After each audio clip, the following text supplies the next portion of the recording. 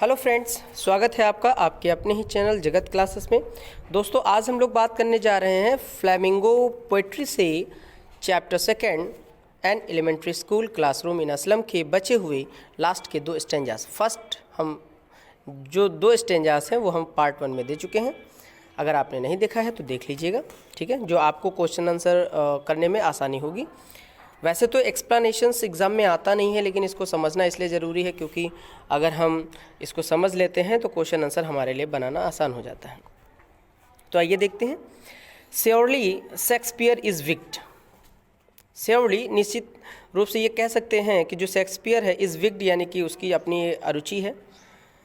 The map is bad example. देखिए, जो सरकारी स्कूल जो मैंने बताया था, स्लम का जो झुग्गी झोपड़ी में जो स्कूल्स थे, उनकी दीवारों पर या उनकी जो दीवारें हैं अंदर की और या बाहर की, उन पर बहुत सारे एग्जाम्पल के तौर पर चित्र बने हुए थे जिस पर दुनिया की सुंदरता का वर्णन किया गया था। लेकिन इसमें जो है लेखक की कोई रुचि नहीं है, ठीक है। उसका कहना है कि ये जो उन बच्चों के लिए बिल्कुल निरर्थक है जो बच्चे उस क्लासरूम में बैठे हुए हैं, सिर्फ ये कहने और सुनने और देखने के लिए है कि ये चित्र दुनिया को प्रदर्शित कर रहे हैं। लेकिन अगर बात करें तो वो जो बच्चे हैं उनके लिए ये कभी सच नहीं हो पाएगा कि वो बाहर की दुनिया देख पाएंगे, ठीक है। With ships and suns and love tempting them to steal. Tempting का मतलब होता है प्रलोभित करने वाले। जैसे कि मैंने कहा कि जो जहाज होते हैं या जो सूर्य है या आपसी जो लोगों से मिलने वाला प्रेम है, ये सभी के सभी जो है सिर्फ प्रलोभित करने वाले हैं, लेकिन इन बच्चों को कभी ये नसीब नहीं होगा। मौज मस्ती, घूमना, है ना, ये सब नसीब नहीं होने वाला। आगे लिखा है सेकंड लास्ट लाइन में, देम टू स्टील। मानो ये सभी चीज़ें ना उनके जीवन से चुरा ली गई हैं, उनके जीवन में अब ऐसा कुछ अच्छा बचा नहीं है। ये बैड एग्जाम्पल हो गए हैं उनके लिए। For lives that slyly turn in their cramped holes from fog to endless night on their slag heaps these children। देखिए, ये जो बच्चे हैं ये अपनी गरीबी, भूख और निराशा से परे, कोई कह सकते हैं कि इससे इनके लिए कोई दूसरी दुनिया तो है नहीं, ये सब इसी में है, गरीबी में जी रहे हैं, भूख में, निराशा में जी रहे हैं। तो ये जो मानचित्र थे, ये जो मानचित्रों के कारण इनको ये दिखाया जा रहा है, ये सब अवास्तविक है, ये वास्तविक नहीं है। इनके लिए जो सुंदर दुनिया है, जैसे कि सूर्य, जहाज, जैसे मैंने सेकंड लाइन में कहा कि जो शिप्स है, सन्स है, लव है, ये सभी लुभावने हो चुके हैं सिर्फ दिखाने के लिए। सूर्य, जहाज, प्रेम और सेवा भाव उनके द्वारा या केवल उन्हें चोरी करने के लिए आकर्षित करते हैं। भाई, जब हम आप गरीब बच्चों को, मजबूर बच्चों को, जिनको कोई खुशियाँ नसीब ना हुई हों, अगर उनके सामने ये अच्छे अच्छे एग्जाम्पल्स दिखाएंगे तो उनके मन में क्या आएगा? भाई, उनके नसीब में तो ये है नहीं, तो वो उनको चुराने के लिए उनके अंदर प्रेरणा आएगी कि मानो इनकी चोरी वो कर ले। क्योंकि उनके पास सभी सांसारिक चीज़ें नहीं हो सकती, वे छोटी सी झोपड़ियों में रहते हैं, उनके दुख का कोई अंत नहीं है, उनके दुख का कोई अंत नहीं है। उनकी दशा उदासी, लालसा, निराशा की चिरस्थायी अवस्था है। Where skins peeped through by bones and spectacles steals।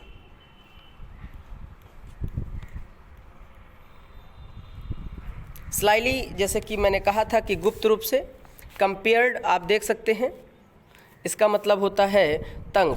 और पीप्ड, अभी बात हमने किया ना पीप्ड, तो इसका मतलब होता है झांकना। ये थोड़ा सा अजीब आपको एक्सप्लेनेशंस लगेगा, लेकिन कोई बात नहीं, आपको समझना है, ठीक है। सिर्फ इसलिए कि हम क्वेश्चन आंसर के लिए ही समझ रहे हैं, इतना आपको समझ कर चलना है, बाकी कुछ नहीं है। With mended glass, little bottle, bits on stones, all of their times and spaces are foggy slum. Fog तो आप लोग समझते हैं, है ना, उनके जीवन में जो है इन सभी चीज़ों का धुंधलापन कह सकते हैं, या निरर्थक वस्तुएं ढेर के समान हैं। वे बहुत पतले हैं, उनकी हड्डियाँ बोन्स जो हैं और उनकी त्वचा से बाहर झांक रही हैं। ये जो उनकी हड्डियां हैं बच्चों की, यानी कि वो इतने दुबले पतले हैं कि उनकी एक एक हड्डी जो है बाहर से देखी जा सकती है। इस तथ्य के आधार पर हम उनकी गरीबी का पता कर सकते हैं कि इनके लिए जो चश्मे इन बच्चों ने लगाए हैं उनके कांच टूटे हुए हैं। स्पेक्टिकल्स ऑफ स्टील्स, जैसा कि आप देख रहे हैं 5th लाइन में, उसमें कहा गया है कि जो बच्चों ने चश्मे लगाए हैं उनके कांच के शीशे टूटे हुए हैं और जो बोतल हैं, है ना, मेंडेड ग्लास लाइक बोतल बिट ऑन स्टोन्स, बोतल के टूटे टुकड़ों के जैसे दिखते हैं। उनका सारा जीवन यहाँ की बस्ती में नष्ट हो रहा है, एज बिग एज डूम्स। तो थोड़ा ज़्यादा बोलेंगे तो लॉन्ग होगा, सिर्फ आप इतना समझ लीजिए कि इस स्टैंजास में जो कवि है वो ये बताने की कोशिश कर रहा है कि जो दीवारों पर चित्र छपे हुए हैं वो इन बच्चों के लिए निरर्थक हैं। वो ये सारे चित्र इन बच्चों को चोरी करने के लिए उत्साहित करते हैं, क्योंकि उनकी वास्तविक दुनिया में तो ऐसा कोई सुख है नहीं, ठीक है। और वो इतने दुबले पतले हो गए हैं गरीबी के कारण कि उनके शरीर की एक एक हड्डी देखी जा सकती है, और उन्होंने यहाँ तक जो चश्मे लगा रखे हैं उनके अंदर कांच ही नहीं है। और हम लोग क्या करते हैं, एक छोटी सी प्रॉब्लम आ जाती कोई वस्तु में तो हम उसको छोड़ देते हैं। उनकी जो बोतल के टूटे हुए टुकड़ों के जैसे दिखते हैं, मतलब जो उनके चश्मे हैं वो बोतल के टूटे हुए टुकड़ों के जैसे लगा रहे। वही समझ सकते हैं कि थोड़ा सा अजीब ही है कि जो कबाड़ से मिल जाए, जो चीज़ें हम लोग फेंक देते हैं वो लोग उनको इस्तेमाल करते हैं। तो इनका जो जीवन है इस बस्ती में नष्ट हो रहा है। आइए देखते हैं 4th और लास्ट स्टेंजा इस चैप्टर का। Unless governor, inspector, visitor, this map becomes their window and these windows, but shut upon their lips like catacombs. Brick, O brick, open till they break the town and show the children to green fields and make their world run azure on gold sands, and let their tongues run naked into books, the white and green leaves open. History there whole whose language is the sun. इससे 2 word meaning आप समझ लीजिए। पहला है आपका catacombs, उसका मतलब है कब्रों का तहखाना। दूसरा है अज्योर, उसका मतलब होता है आकाश जैसा नीला। तो इन पंक्तियों में कवि जो है सभी लोगों से प्रारंभिक स्कूल में पढ़ने वाले छात्रों की सहायता करने के लिए कह रहा है कि जिससे ये बच्चे जो है जीवन में प्रगति कर सके, इसमें रिक्वेस्ट कर रहा है। अगर आपने सेंट्रल आइडिया हमारा देख लिया तो समझ लीजिए आपको ये समझ में आ जाएगा, क्योंकि उसमें बहुत अच्छे से मैंने बताया है।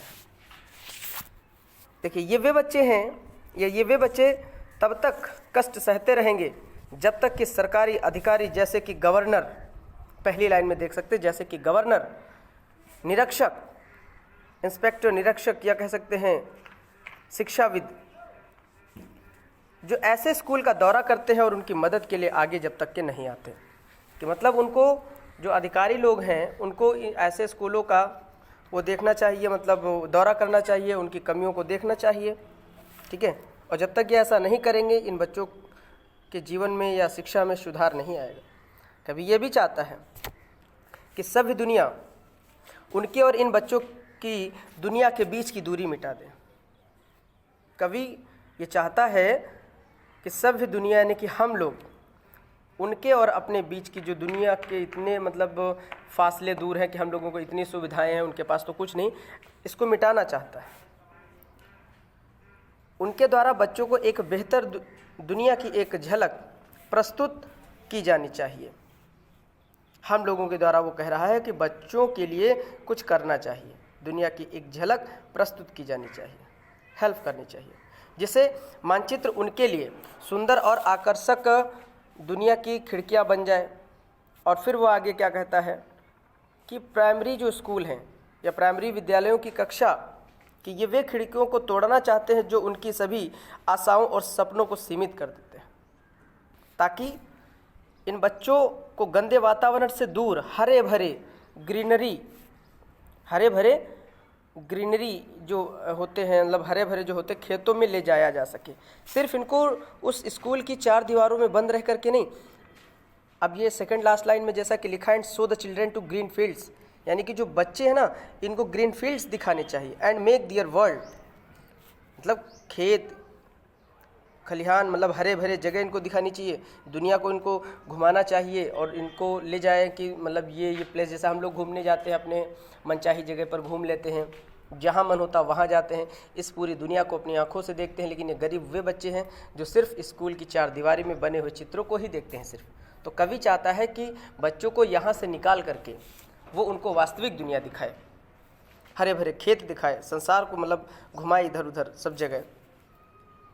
कवि की इच्छा है कि इन बच्चों को खुले आकाश के नीचे सुनहरी रेत पर स्वतंत्र रूप से दौड़ने के लिए ले जाए, कि बच्चे वहाँ पे दौड़ें, खेलें, ताकि उनको दुनिया देख सके कि वास्तविकता में कैसी होती है, जिससे ये आगे कभी जो है गलत कार्यों की ओर अग्रसर ना हो।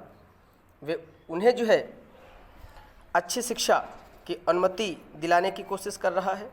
कवि को लगता है कि शिक्षा उनकी बहुत मदद कर सकती है, क्योंकि उनके अनुसार इतिहास उन लोगों द्वारा लिखा जाता है जिनकी भाषा में सूर्य की गर्मी और ऊर्जा होती है। भविष्य उन्हीं के द्वारा लिखा जा सकता है जिनकी भाषा में सूर्य की गर्मी और ऊर्जा होती है। तो सिर्फ इसमें आप समझने मात्र के लिए इसको देख सकते हैं, हालांकि इससे कोई क्वेश्चन आंसर नहीं आएगा। अगर आपको ये हिंदी याद रहती है तो आप आंसर्स आसानी से कर सकते हैं। बार बार ये बात दोहरा रहे हैं। तो मिलते हैं एक नए वीडियो के साथ।